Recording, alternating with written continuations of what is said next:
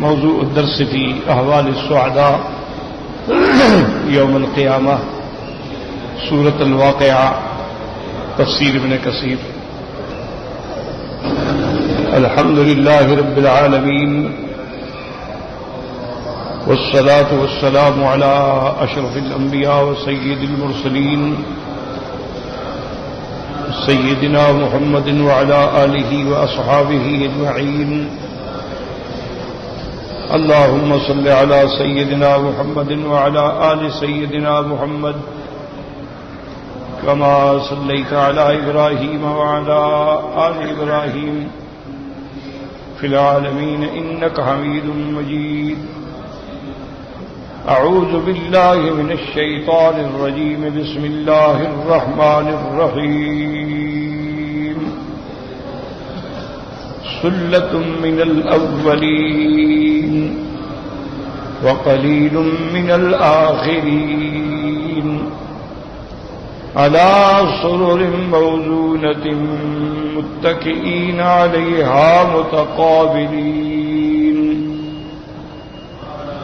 يطوف عليهم ولدان مخلدون بأكواب وأباريق وكأس من معين لا يصدعون عنها ولا ينزفون وفاكهة مما يتخيرون ولحم طير مما يشتهون وحور عين كأمثال اللؤلؤ المكنون جزاء بما كانوا يعملون. لا يسمعون فيها لغوا ولا تأثيما إلا قيلا سلاما سلاما. قال المؤلف والمفسر رحمه الله تعالى أدام النفع بعلومه وعلومكم في الدارين آمين إلى أن قال يقول تعالى مخبرا عن هؤلاء السابقين المقربين أنهم سلة أي جماعة من الأولين وقليل من الآخرين. وقد اختلفوا في المراد بقوله الأولين والآخرين فقيل المراد بالأولين الأمم الماضية وبالآخرين هذه الأمة. هذا رواية عن مجاهد والحسن البصري رواها عنهما ابن أبي حاتم وهو اختيار ابن جرير واستأنس بقوله نحن الآخرون السابقون يوم القيامة ولم يحك غيره ولا أزاه إلى أحد. ومما يستأنس به لهذا القول ما رواه الإمام أبو محمد بن أبي حاتم. اب مفسر رحمت اللہ علیہ ان آیات کی تفسیر بیان فرماتے ہیں. یقول تعالی اللہ فرماتے ہیں اور خبر دیتے ہیں کہ سابقین المقربین جو ہیں ان میں سے سلۃ جماعت ہوگی من الاولین وقلیل من الآخرین، پہلو میں سے ایک بڑی جماعت اور آخرین میں سے تھوڑے. اب فرماتی ہیں کہ اس میں اختلاف ہے کہ اولین اور آخرین سے کیا مراد ہے.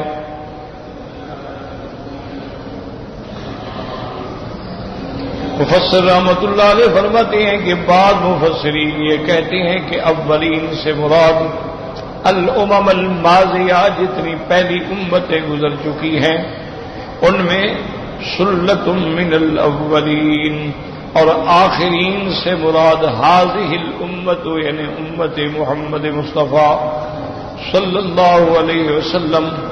حضرت مجاہد حسن بصری رحمت اللہ علیہ کا یہی قول ہے کہ اولین سے مراد پہلی امتیں اور آخرین سے مراد امت محمد مصطفیٰ صلی اللہ علیہ وسلم ہے. فرماتے ہیں کہ ابن جریر مفسر رحمت اللہ علیہ نے بھی اسی قول کو پسند فرمایا اور انہوں نے اس میں بھی استدلال کیا کہ نحن الآخرون السابقون یوم القیامہ، حضور نے فرمایا کہ ہم سب سے آخر میں آنے والے ہیں، لیکن جنت میں ہم سب سے پہلے جانے والے ہیں۔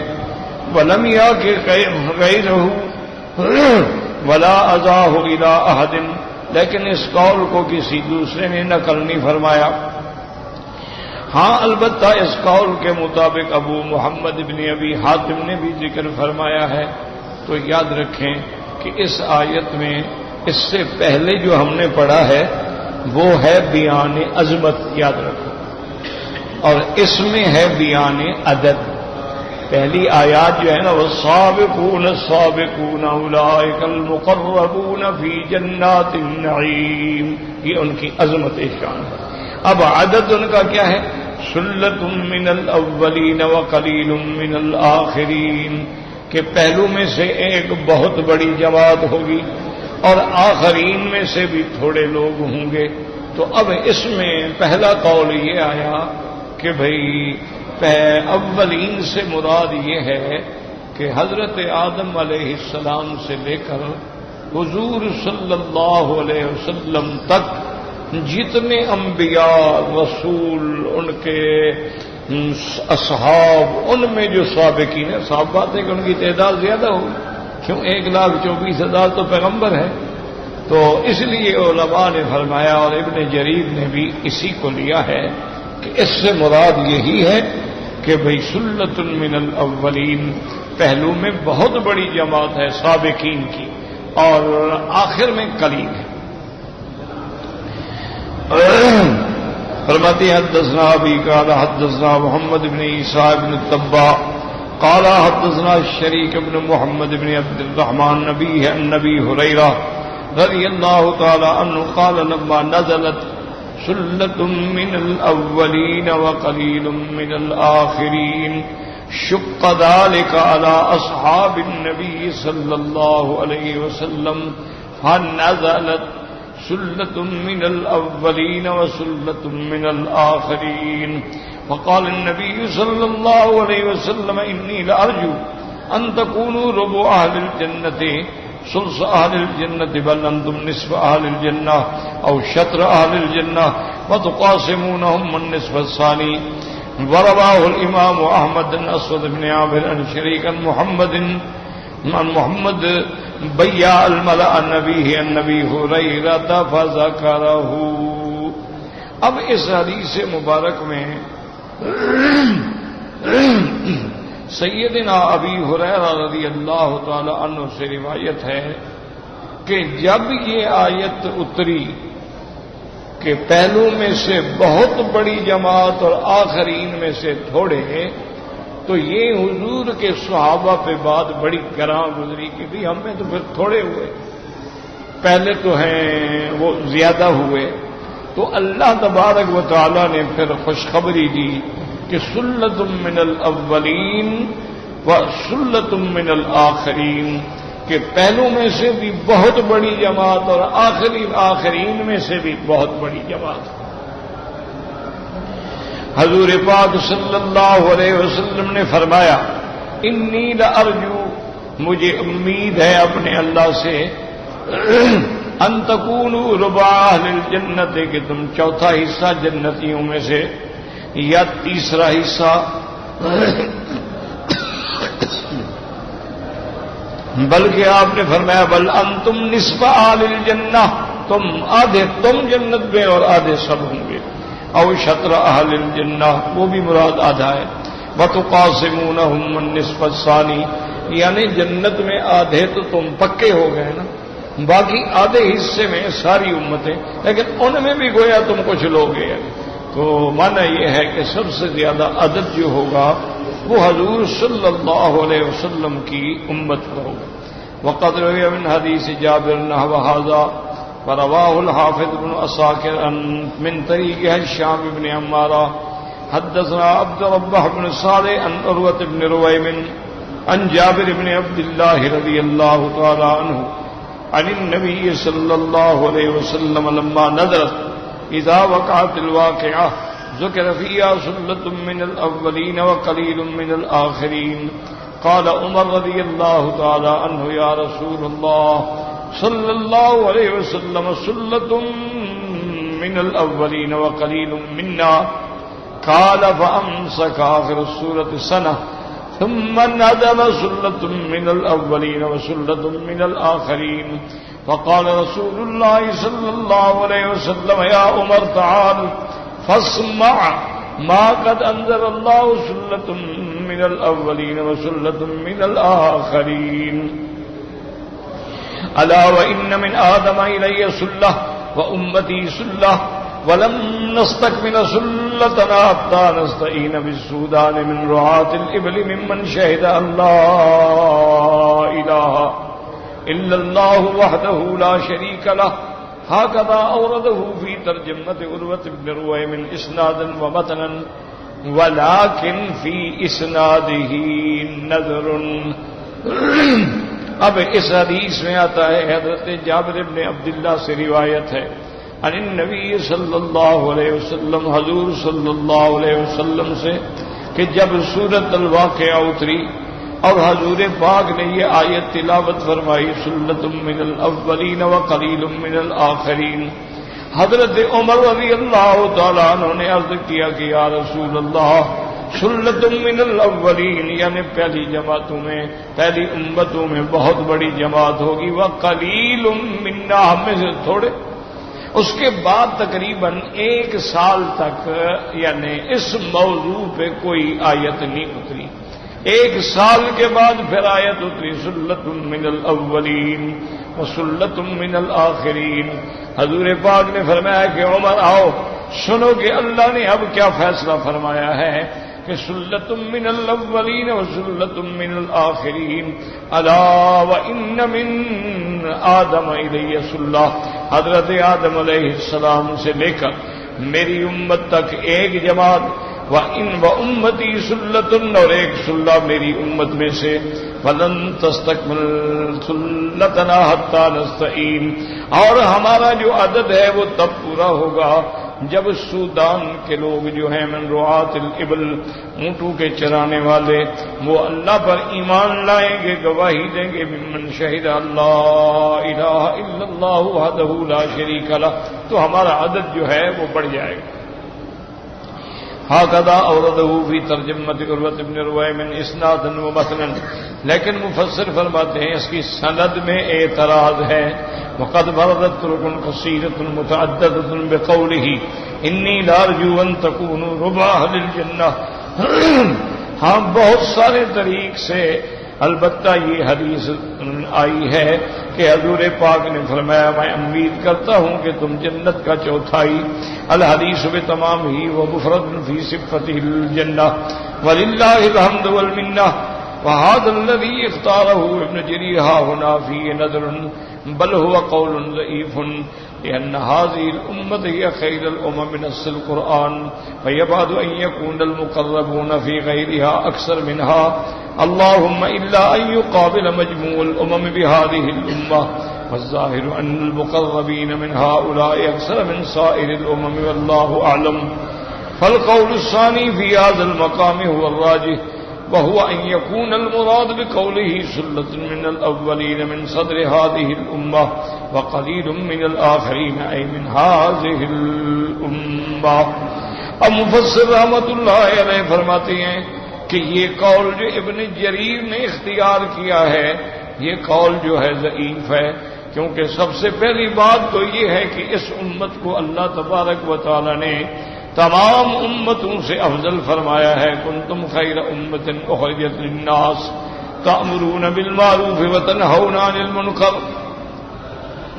تو اب یہ بات بڑی بعید لگتی ہے کہ دوسری امت میں سے مقربون جو ہیں وہ حضور کی امت سے زیادہ ہوں. مفسر کہتے ہیں ہاں یہ ہو سکتا ہے کہ ان تمام امتوں کو ہم ایک سمجھیں، یعنی تمام انبیاء کی امتیں جو ہیں وہ ایک ہی جماعت ہو اور حضور کی امت جو ہے وہ ایک ہو. اس لیے پھر دیکھا جائے گا تو ان المقربین من ہؤلاء اکثر من سائر الامم. لیکن مفسر فرماتے ہیں کہ قول یہی ہے کہ حضور کی امت میں سے مقربین جو ہیں وہ ساری امتوں سے زیادہ ہوں گے، اور یہی قول جو ہے اس مقام پہ راجح ہے۔ اب مراد یہ ہوگی سلۃ من الاولین من صدر هذه الامہ وقلیل من الآخرین من هذه الامہ۔ تو اب بات سمجھیں،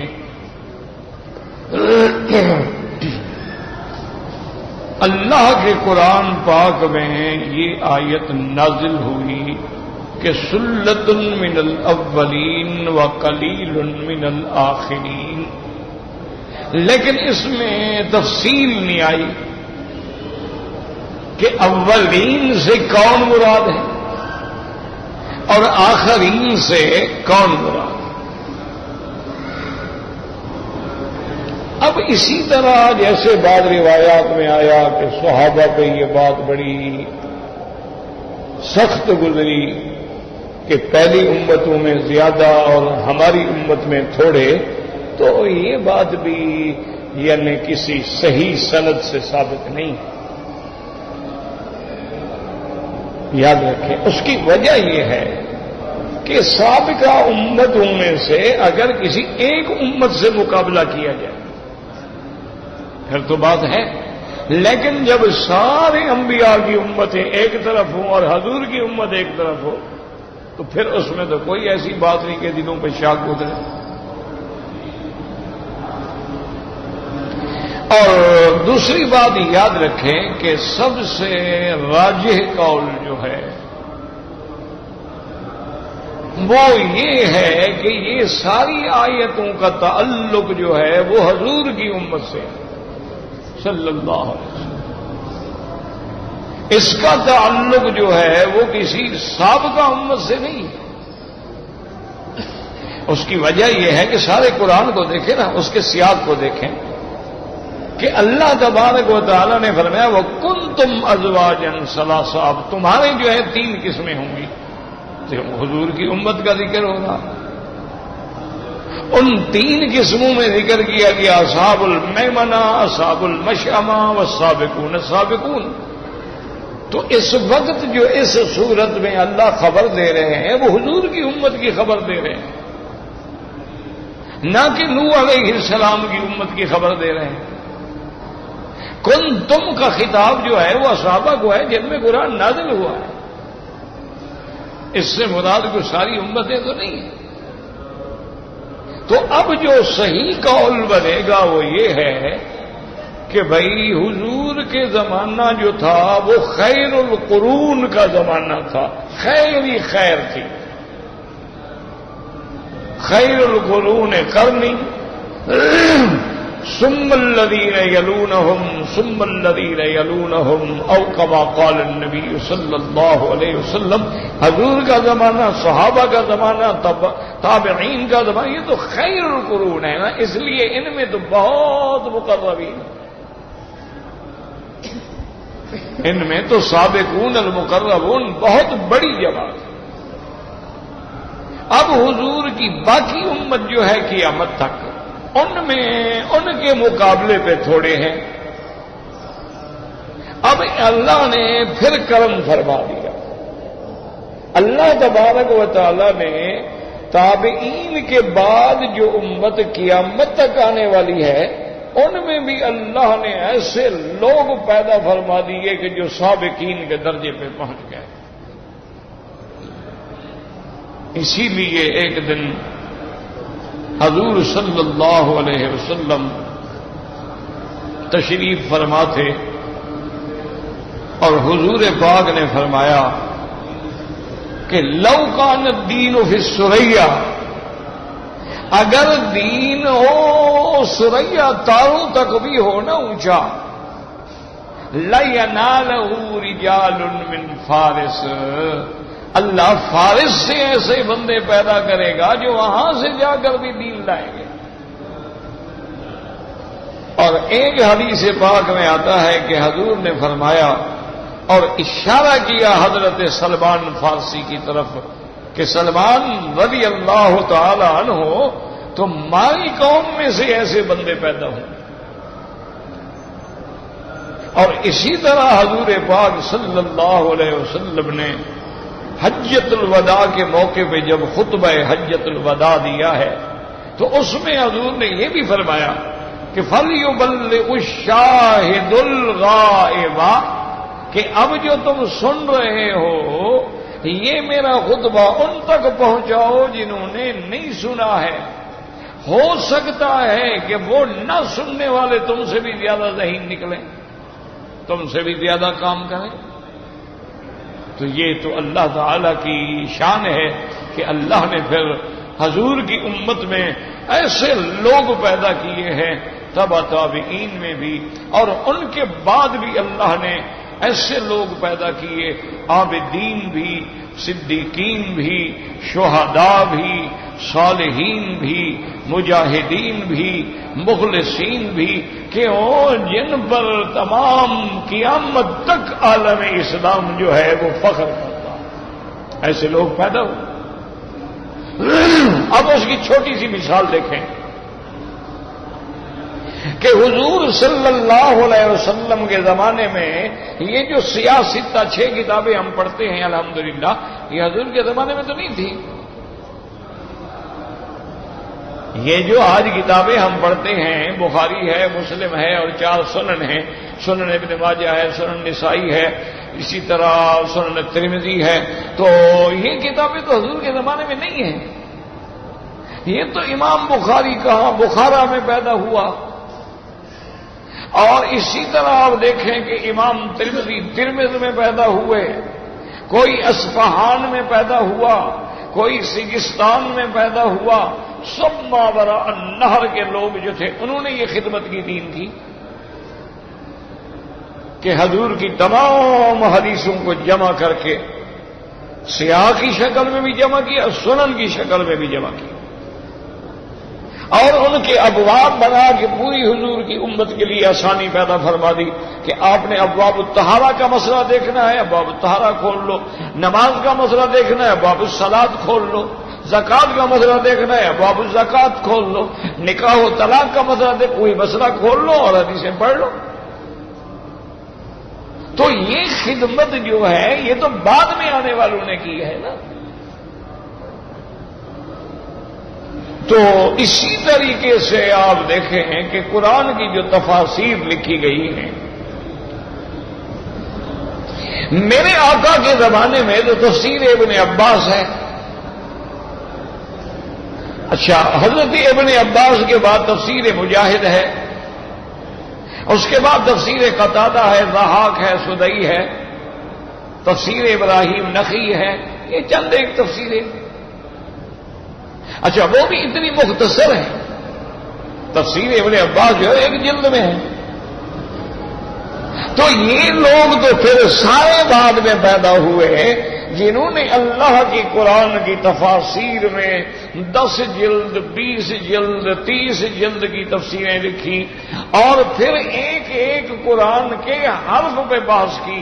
بعض علماء نے صرف مشکلات القرآن پہ بحث کی کہ قرآن میں کیا کیا لفظ مشکل ہے، بعض علماء نے اعجاز القرآن پہ بحث کی کہ قرآن کے اندر اعجاز جو ہے باعتبار لفظ کے بھی باعتبار معنی کے بھی وہ کہاں کہاں ہے، بعض علماء نے عرض القرآن پہ بحث کی کہ اللہ کے قرآن میں جو ذکر آتا ہے قوم عاد ہے، قوم سمود ہے، قوم لوط ہے، وادی محصر ہے، اور قصہ ابرہہ ہے، اور قوم نوح ہے، جبل جودی ہے، یہ کہاں ہے؟ انہوں نے صرف عرض القرآن پہ کام کیا۔ اسی طرح سے بعض علماء نے تفسیر القرآن بالقرآن سے کام کیا کہ اللہ کے قرآن کی ایک آیت جہاں مجمل ہے دوسری جگہ مفصل ہے۔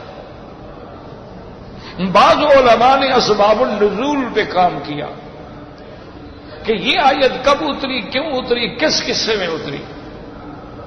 بعض علماء نے اسرار التکرار فی القرآن پہ کام کیا کہ قرآن میں بعض لفظ جو ہیں وہ بار بار کیوں آئے ہیں آخر۔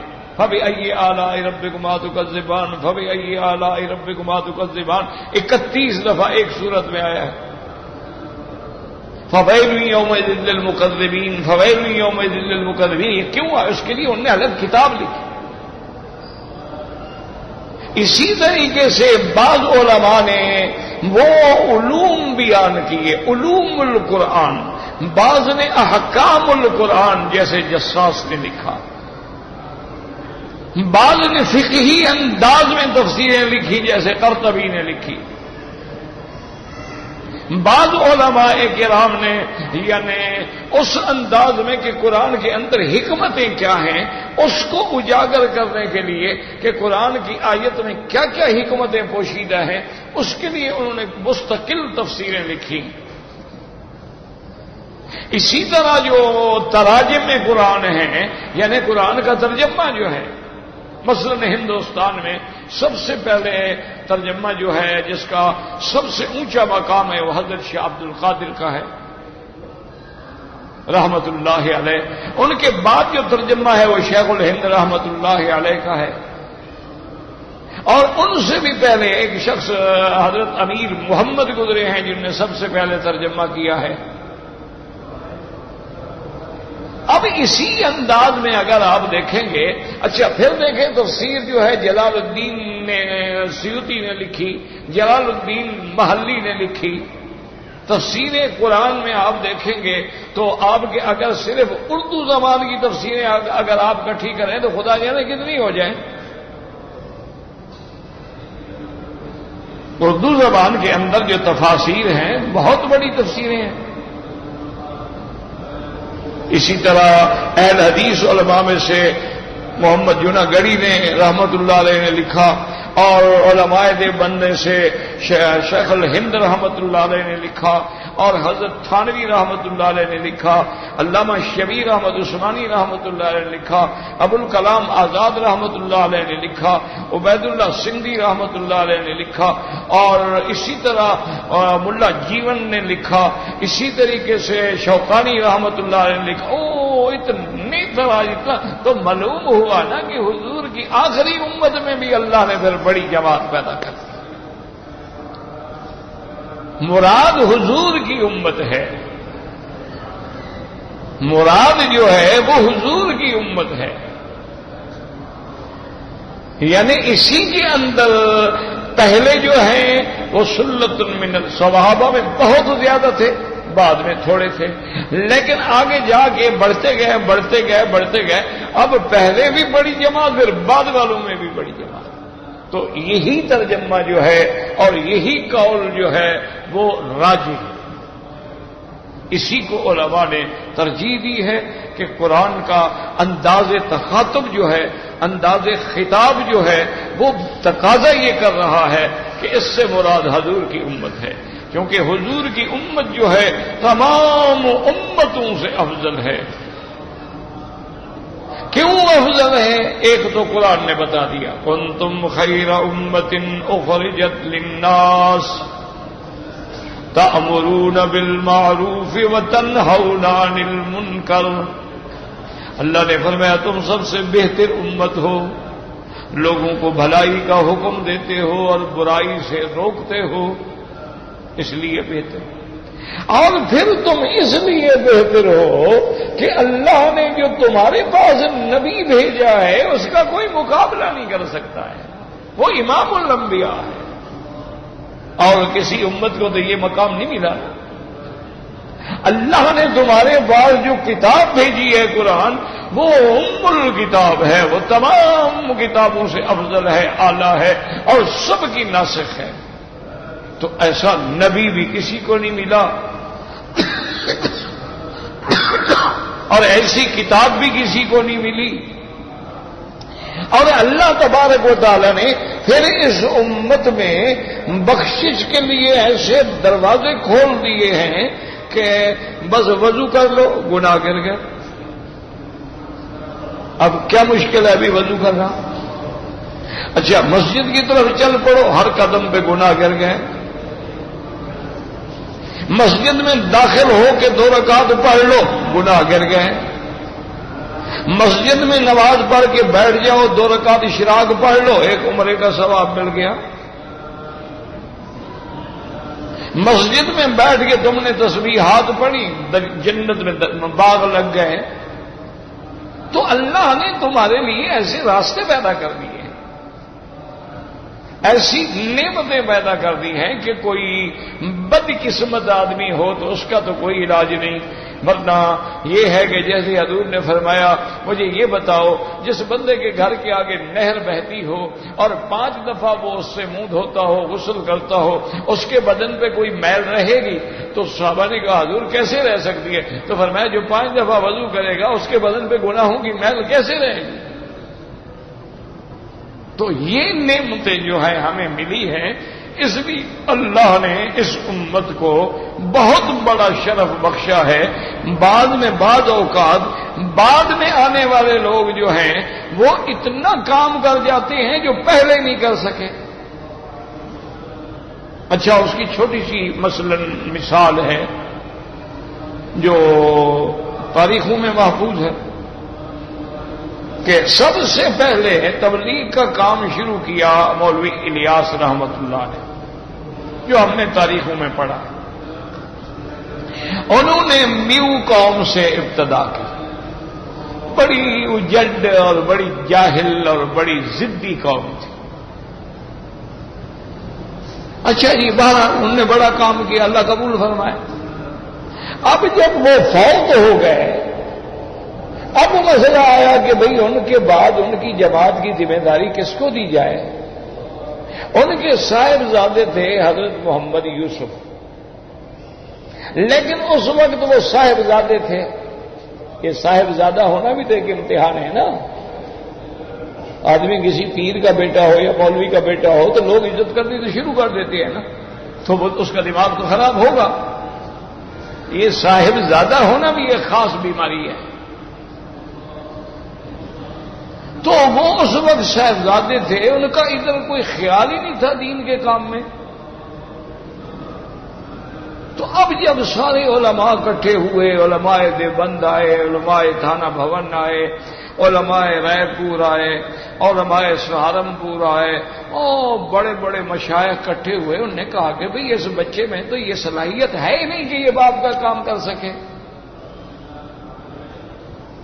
یہ تو اس قابل ہی نہیں ہے۔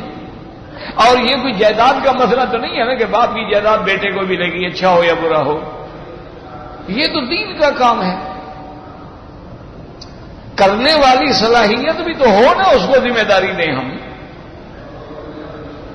لیکن ساری رات کی میٹنگ کے بعد، غور کرنے کے بعد، تمام بزرگوں نے فیصلہ کیا کہ بھائی ایسا کرو، یہ اس کا بیٹا ہے، کسی اور کو بنانے کے بجائے اسی کو پگڑی بندھوا دو اور دعا کرو اللہ قادر ہے، اللہ اس کی دل کو بدل دے اور اللہ اس سے کام لے لے۔ تو اس کو بڑا بنا دیا گیا۔ تو حضرت مولوی یوسف رحمت اللہ علیہ نے وہ کام کیا جو بابا بھی نہ کر سکا، اس نے لوگوں کو اپنا ابا بلا دیا۔ اچھا، اب مولوی یوسف کے بعد پھر وہی مسئلہ پیدا ہو گیا۔ صاحبزادہ انعام الحسن تھا، وہ پھر صاحبزادے تھے، وہ لباس شباس یہ وہ اکڑ پکڑ تو صاحبزادوں میں تو ہوتی ہے نا۔ تو اب پھر مسئلہ پیدا ہو گیا کہ حضرت مولوی یوسف صاحب نے تو اتنا کام پھیلا دیا، اب یہ بچہ کیا کرے گا؟ تو پھر بزرگوں نے کہا یار اسی کو بناؤ، بس دعائیں کرو اس کے لیے۔ انہوں نے حضرت انعام الحسن کو بنا دیا، اس نے اس کام کو وہاں پہنچایا جہاں مولوی یوسف نہ پہنچا سکا۔ اس نے اتنا کام کیا کہ 57 ملکوں میں جماعت پہنچ گئی۔ تو یہ اللہ کی شان ہے۔ اب حضرت مفتی محمد شفیع صاحب رحمت اللہ علیہ جو تھے، بہت بڑے عالم، استاد الکل تھے، اور تمام یعنی علماء کے اپنے دور میں استاد تھے۔ اللہ نے ان سے بڑا کام لیا، لیکن ان کے بعد جو اللہ نے اولاد پیدا کی، اولاد باپ سے بھی بڑھ گئی۔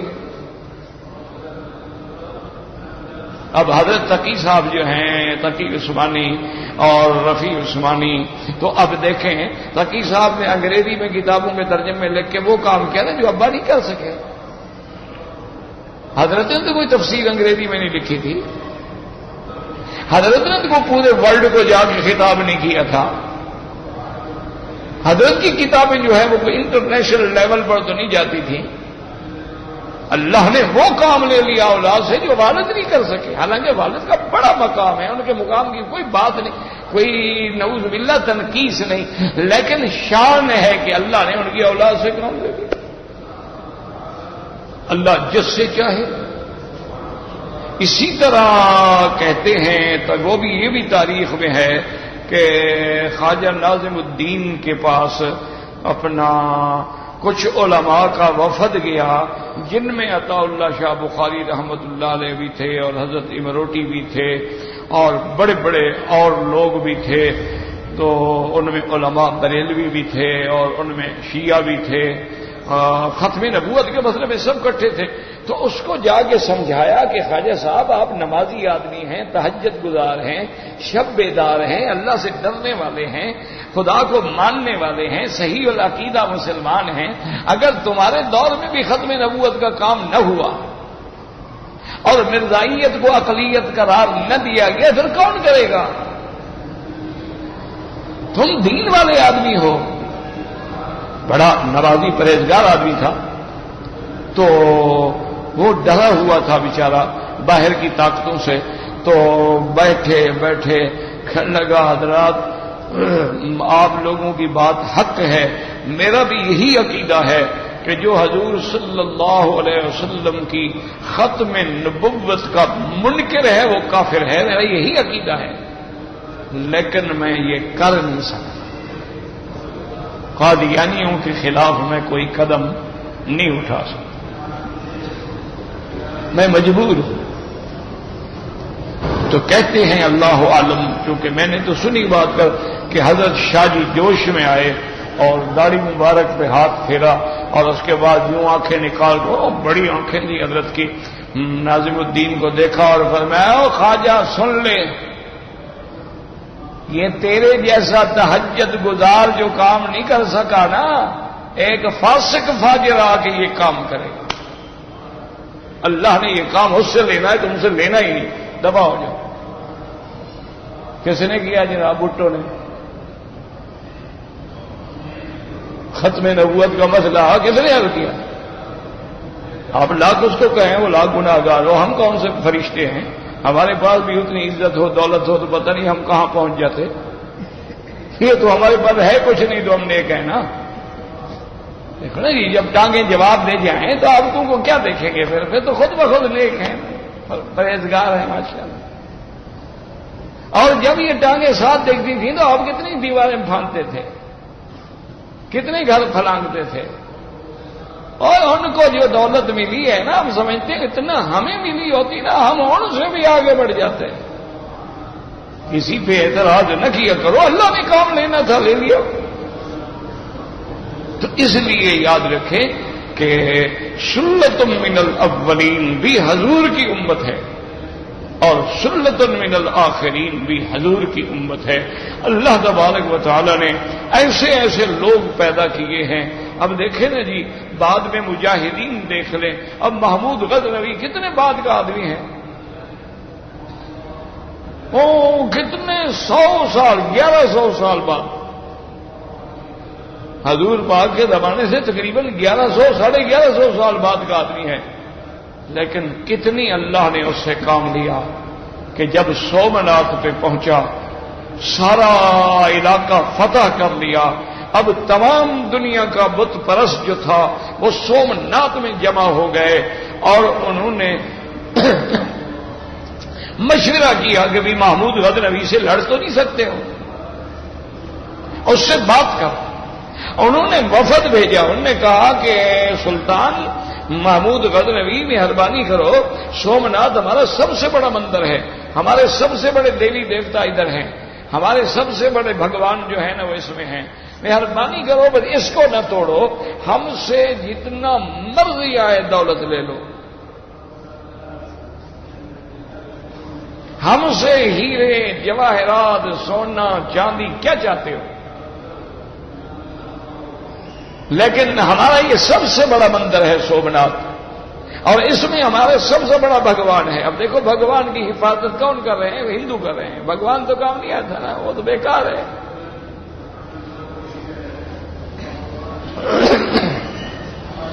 پتہ ہے محمود غزنوی نے کیا کہا؟ انہوں نے کہا تاریخ میں یہ لکھوانا چاہتے ہو کہ میں بت فروش تھا؟ کہ میں نے بت بیچ دیے، پیسہ لے لیا، اللہ نے مجھے بت شکن بنایا ہے، میں تو توڑوں گا، اور توڑ دیا۔ صلاح الدین ایوبی کو دیکھیں، محمود الغزنوی کو دیکھیں، اچھا بادشاہ عالمگیر کو دیکھیں، نواب صدیق حسن خان کو دیکھیں، ایسی ایسی کتابیں ان کے دور میں لکھی گئی ہیں جو قیامت تک کے لیے نمونہ ہیں۔ آج بھی فتاوی عالمگیری، آج بھی فتاوی قاضی خان، آج بھی فتاوی ہندیہ، یہ وہ فتاوی ہیں کہ آج بھی جس ملک میں اسلام کا قانون اللہ بنا دے گا، ان کے بغیر نہیں بن سکتا، انہی کتابوں پہ چلنا پڑے گا۔ اللہ نے کس سے کام لے؟ بادشاہ تھے کتابیں لکھ گئے، بادشاہ تھے قرآن شریف لکھ کے مزدوری کرتے تھے، بادشاہ تھے کبھی تہجد کی اور نماز اور تکبیر اولا قضا نہیں ہوئی۔ یہ کیسے لوگ تھے؟ تو اس لیے ہمیشہ یاد رکھے کہ راجح قول یہی ہے کہ یہ خطاب حضور کی امت کو ہے اور مراد بھی حضور کی امت ہے۔ اللہم اجعلنا منہم ومعہم وارزقنا حسن الختام واجعل آخر کلامنا لا الہ الا اللہ محمد الرسول اللہ۔ مسلمانوں اپنا عقیدہ ٹھیک کرو۔ آج ہی میں ایک کتاب پڑھ رہا تھا، اس نے لکھا ہے، اس نے کہا کہ جب مرنے کا وقت آئے تو زبان پہ جاری ہو معین الدین چشتی مدد کن۔ اب جناب بتاؤ، اب تم جانو وہ جانے، ہم کہیں گے تو وہابی ہیں۔ اس نے باقاعدہ نظم لکھی ہے، اس کا خلاصہ یہ ہے کہ یا اللہ میں دعا کر رہا ہوں کہ میری موت جب آئے تو میری زبان پہ خواجہ معین الدین اجمیری کا نام جاری ہو۔ اب تم جانو، نبی پاک فرماتا ہے زبان پہ کیا ہو؟ لا الہ الا اللہ محمد الرسول اللہ، اور یہ کہتے ہیں کہ نہیں پیر ہو۔ ایک اور شریف آدمی نے لکھا، وہ کہتا ہے میرا پیر جو ہے نا صدر الدین، یہ ظاہر میں تو صدر الدین ہے بل باطن میں رحمت للعالمین یہی ہے۔ انا للہ و انا الیہ راجعون۔ بس دعا کرو اللہ ان کو بھی ہدایت دے، اگر زندہ ہیں تو ہدایت دے، مر گئے تو معاملہ اللہ کے پاس ہے، اور اللہ کا بہرحال یہ فیصلہ ہے جو شرک پہ مرے گا اس کے لیے جنت حرام۔ من یشرک باللہ فقد حرمہ اللہ علیہ الجنہ، اللہ نے جنت حرام کر دی، اس میں داخل ہی نہیں ہو سکتا۔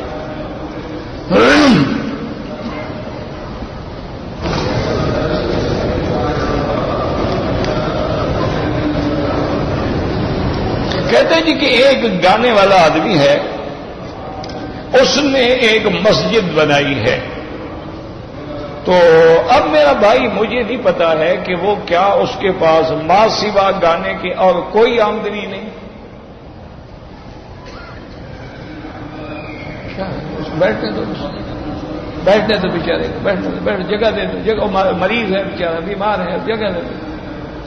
اللہ شفا عطا فرما، اللہ ہر بیمار کو شفا عطا فرما، اللہ ہماری باطنی ظاہری بیماریاں بھی دور فرما دے۔ تو بہرحال یاد رکھو کہ اس نے مسجد بنائی، اگر تو وہ پیسہ گانے بجانے کا ہے وہ تو حرام ہے، حرام کے پیسے سے مسجد نہیں بنائی جاتی۔ وہ تو مکے والوں کو بھی حیا آ گیا تھا کہ کعبہ چھوٹا کر دیا لیکن حرام کا پیسہ نہیں لگایا۔ کافر ہیں، مشرک ہیں، ابو جہل اینڈ کمپنی، جب وہ کعبہ بنا رہے ہیں تو ان کا پیسے ختم ہو گیا، یار کعبہ چھوٹا کر دو بس، حرام کا پیسہ نہ ہو۔ تو بہرحال حرام کے پیسے سے مسجد بنانا ناجائز ہے، اور اس میں نماز پڑھنا بھی ناجائز ہے۔ جیسے بینک والے بنا دیتے ہیں، سود کا پیسہ ہوتا ہے، انشورنس کمپنیاں بنا دیتی ہیں، سود کا پیسہ ہوتا ہے۔ اچھا، بعض ہمارے مسلمان ماشاءاللہ جذبے میں آ کر سرکاری زمینیں پڑی ہوتی ہیں نا شام لاٹ، وہاں قبضہ کر کے مسجدیں بنا دیتے، یہ سب حرام ہے، یہ غصب ہے، یہ ناجائز ہے۔ اور آج کل تو ہمارے بعض ہوتے ہیں نا وہ جیسے کہتے ہیں نا لینڈ مافیا، اسی طرح ہمارے مولویوں میں بھی ایک مافیا ہے، ان کا کام ہی یہی ہوتا ہے کہ وہ پلاٹ پہ نظر رکھتے ہیں کہ کہاں موقع کا اچھا پلاٹ پڑا ہے، وہاں راتوں رات جناب مسجد بنا کے ڈیرا لگا کے بیٹھ جاتے ہیں۔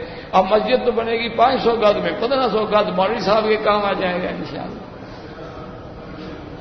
یہ سب حرام ہے اور ایسی مسجدوں میں نماز پڑھنا بھی جائے۔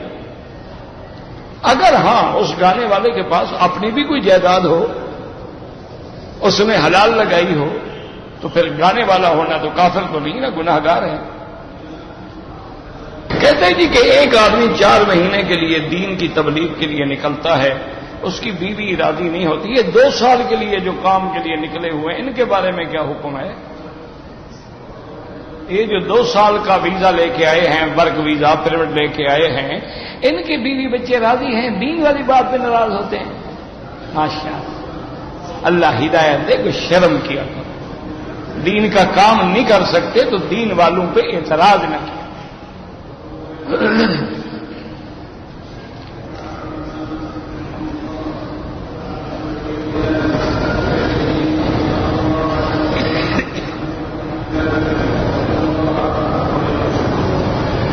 بہرحال مدینہ منورہ سے آئے ہیں اور احرام نہیں باندھا ہے تو حنفی مسلک میں عمرہ بھی قضا کرے اور ایک بکری دم بھی ادا کرے۔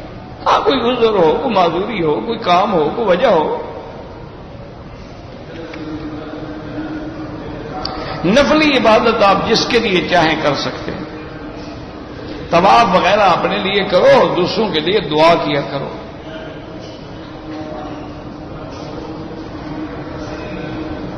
اگر مکے کا رہنے والا رمضان المبارک کی عید کے بعد مدینہ منورہ گیا، وہاں سے آ کر اس نے عمرہ کیا، پھر اسی سال حج کیا، تو امام احمد بن حنبل رحمت اللہ علیہ اور امام شافعی رحمت اللہ علیہ فرماتے ہیں کہ اس کا حج خود بخود تمتع ہو جائے گا کہ اس نے عمرہ بھی کیا ہے اور حج بھی کیا ہے، لہذا وہ مفرد نہیں رہے گا۔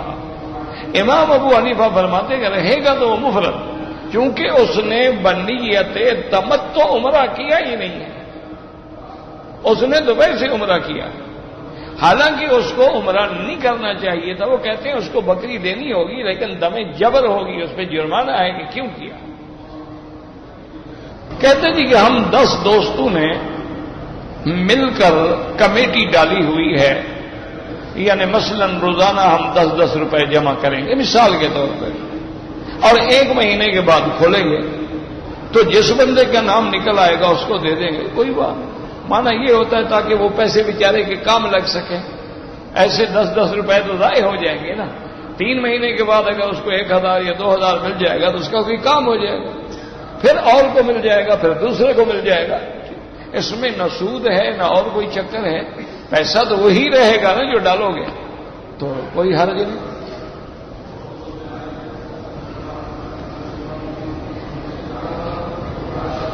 کہتے جی کہ اگر آدمی شادی کرے تو اپنی بیوی سے جب رخصتی ہو تو پہلی رات ملنا ضروری ہے، یہ تمہارے ٹانگوں پر ہے، طاقت ہے تو دیکھ لو، نہیں ہے تو پھر اللہ مالک ہے۔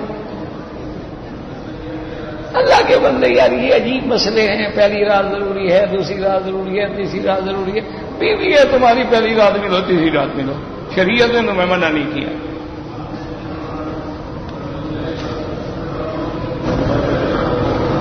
اگر عورت کا بچہ پیدا ہوا، اب اس کا خون آ رہا ہے، مسئلہ سمجھ لو، جس دن خون بند ہو جائے عورت تسلی کر لے کہ اب بالکل بلیڈنگ ختم ہو گئی ہے، میرا بدن صاف ہو گیا ہے، تو غسل کر لے، چاہے 4 دن بعد، 2 دن بعد، 10 دن بعد پاک ہو، نماز بھی پڑھے، روزہ بھی رکھے، میاں بیوی بھی ملے۔